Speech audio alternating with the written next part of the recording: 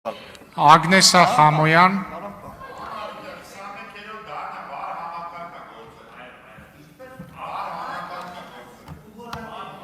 դա հենց համադրական դատարանն էր այս կոնտեքստում, էլի։ Սիրելի հայրենակիցներ, գործընկերներ, Տիկին Կարապետյան, վերջին 2 օրվա ընթացքում հետևելով ձեր ելույթներին,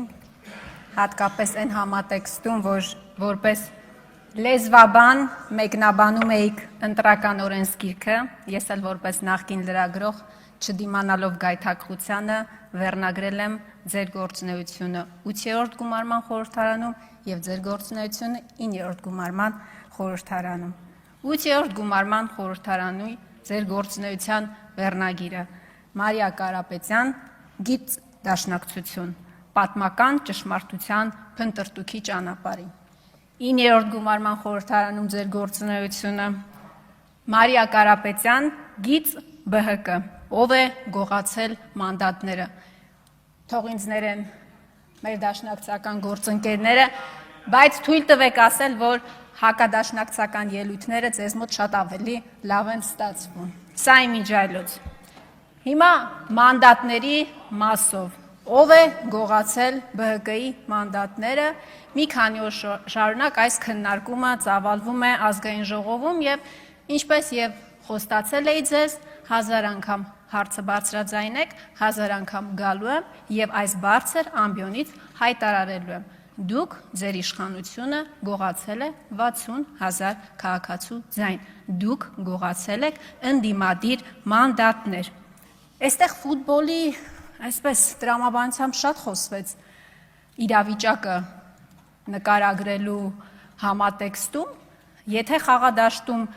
ԲՀԿ-ն է և ՔՊ-ն, իսկ մրցավարը նախկին ՔՊ-ական, կարկառուն ՔՊ-ական Վահագն Հովակիմյանը, միանշանակ հաղթողը լինելու է քաղաքացիական պայմանագիրը։ Հարգելի գործընկերներ, պարոն Ռուբինյանը ցավոք այստեղ չի, քյաբաբներից շատ խոսեցին, ընտրակաշառքից առհասարակ։ Ես ուզում եմ ձեզ հիշեցնել իշխանությանը, մեր գործընկերներին ընդդիմադիր, ընտրությունների հաջորդ օրը Նիկոլ Փաշինյանը հայտարարել է, որ ընդդիմությունը 100% ընտրակաշառքով է ձևավորվել, ընդդիմության ձայները 100% ընտրակաշառքի շրջանակներում են։ Հետո արդեն քյաբաբը մտավ շրջանառության մեջ և այլն, և այլն։ Պարոն Ռուբինյանը այստեղ չի, պարոն Կարապետյան, ձեզ եմ ուզում հարցնել, ընդունենք, որ ընտրակաշառքով է ձևավորվել այս թևը ազգային ժողովում, քանի քյաբաբ եք տվել ՔՊ-ին, որ պարոն Վարդևանյանին ընտրել են ազգային ժողովի փոխնախագահ։ Ձեզ կարող եմ հարցնել ԿՊ-ական 13 պատգամավորներին, ձեզ քանի քյաբաբ են տվել, որ պարոն Վարդևանյանին ընտրել եք որպես ազգային ժողովի փոխնախագահ։ Ես վստահ եմ, որ դուք առիթ կունենաք այս հարցին պատասխանելու և ես միանշանակ սպասելու եմ այդ պատասխանին։ Ամեն ինչ շատ պարզ է։ Վարչական դատարանը հստակ արձանագրել է, որ պետք է իրականացի վերաքվեարկություն չի արձանագրել։ Դուք մեջբերում եք սահմանադրական դատարանի որոշումը։ Մենք ընդդիմությունը ի սկզբանե սահմանադրական դատարան դիմելուց առաջ հստակ հայտարարել է, որ որևէ ակնկալիք չունի սահմանադրական դատարանից։ Մենք մեր հանրությանը չենք խաբել։ Մենք հստակ ասել ենք, որ այն բոլոր ընտրակեղծիքները, այն բոլոր խախտումները, որ եղել է ընտրական պրոցեսի ժամանակ, այս պրոցեսը հնարավորությունը հանրությանը դա ցույց տալու համար։ Կներեք, դուք կարող եք Սեդա Սաֆարյանից ակնկալիքներ ունենաք, բայց մենք Սեդա Սաֆարյանից ակնկալիք չենք ունեցել։ Դրա համար դիմել ենք, որ Սեդա Սաֆարյանը չմասնակցի քննությանը նյութի, բայց այդպես չի եղել։ Տիկին Կարապետյան, վերադառնանք մեր երկխոսությանը, դուք շատ հետաքրքիր մի բան երեկ ասեցիք, ասում եք, առաջարկում եք, որ քաղաքակրթությունը դադարենք վերագրել արևմուտքին, իսկ բարբարոսությունը արևելքին։ Ես համաձայն եմ ձեզ հետ, իսկապես համաձայն եմ, որովհետև այսօրվա աշխարհում երկակի ստանդարտների պայմաններում ստեղծվել է մի իրավիճակ, երբ որ օրինակ հավաքական արևմուտքի համար Ուկրաինայի երեխաներ են, Գազայի երեխաներ չեն։ Օրինակ Գազայի դեպքում առավելագույնը, որ անում է օրինակ Եվրամիությունը անդամ երկրները, դա հումանիտար օգնությունն է, նվազագույնը դա խորը մտահոգություն հայտնելն է։ Ուկրաինայի երեխաների պարագայում իհարկե զենքի վաճառ, տնտեսական պատժամիջոցներ, ձերբակալության օրդեր եւ այլն։ Ինձ շատ հետաքրքրեց ձեր այդ առաջարկությունը։ Ժողովրդավարություն, մարդու իրավունքներ, այն բոլոր արժեքները, դասական պատկերացումներ արևմուտքի մասին եւ իր դավանած արժեքների մասին, որ մենք ունեցել ենք, ես համաձայն եմ ձեզ հետ, որ դրանք այլևս քննարկման առարկա պետքա դառնան։ Բայց ես առաջարկում եմ այդ դիլեմայից դուրս գանք, վերադառնանք մեր օրեր Հայաստանի Հանրապետություն եւ քննարկենք ինչ է քաղաքական հետապնդումը։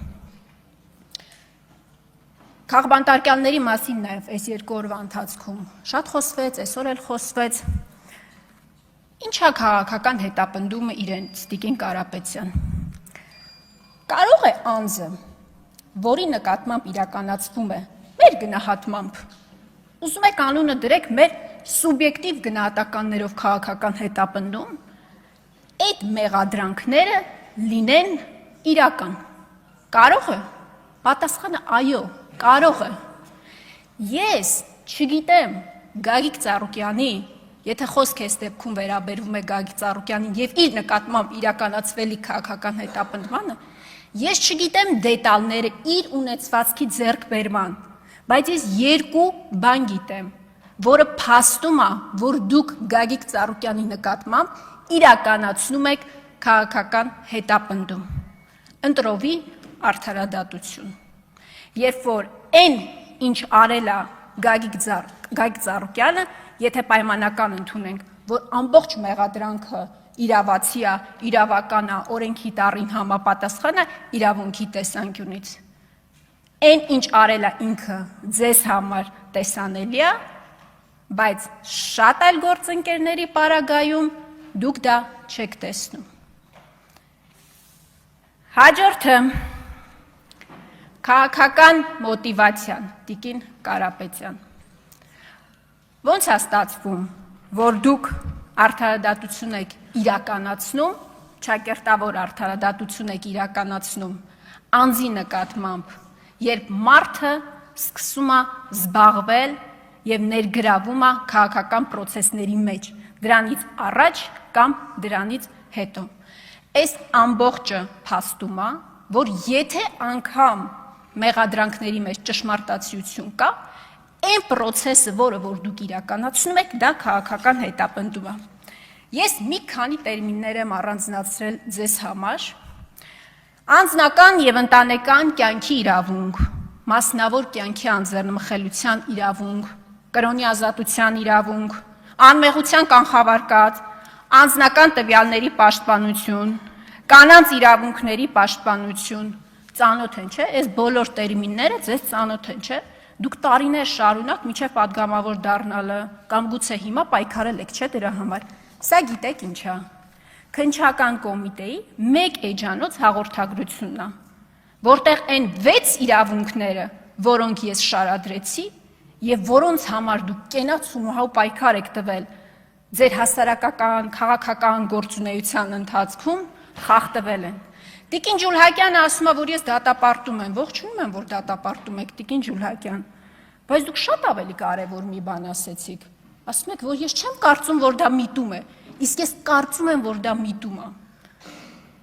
Որովհետև դուք մարդուն ոչ միայն ունեզրկել եք, մանդատները գողացել եք, հիմա էլ ուզում եք բարոյապես մարդուն ոչնչացել։ Անձամբ ձեզ նկատի չունեմ, ձեր իշխանությանը նկատի ունեմ եւ ձեր իշխանության ղեկավարին նկատի ունեմ։ Դուք մարդուն հիմա բարոյապես ուղղակի ոչնչացնելու գծի մեջ եք, որովհետև դուք չունեք կարմիր գիծ, որովհետև այն հետապնդումները, որ հիմա իրականացվում են Ծառուկյանի նկատմամբ, նորություն ասեմ, նախկին իշխանությունների ժամանակ էլ է իրականացվել, բայց այն կարմիր գիծը, որ հատվել է, չի հատվել որևէ մեկի դեպքում։ Դուք եթե ասում եք, որ դա ոչ պրոֆեսիոնալիզմ է, դուք ընդամենը մի բան ունեք, ամբողջ ֆրակցիայով հավաքվեք, զանգեք Նիկոլ Փաշինյանին, ներկայացնեք ձեր դիրքորոշումը եւ առաջարկեք ոչ պրոֆեսիոնալ ՔԿ նախագահին ազատել աշխատանքից։ Իսկ առհասարակ ես վերջին օրերին գիտեք ինչ եմ մտածում, ավարտում եմ 3 վայրկյան։ Դուք իրականում վերածվել եք այն քաղաքական հրեշին, որի դեմ տարիներ շարունակ պայքարել եք։ Շնորհակալ եմ։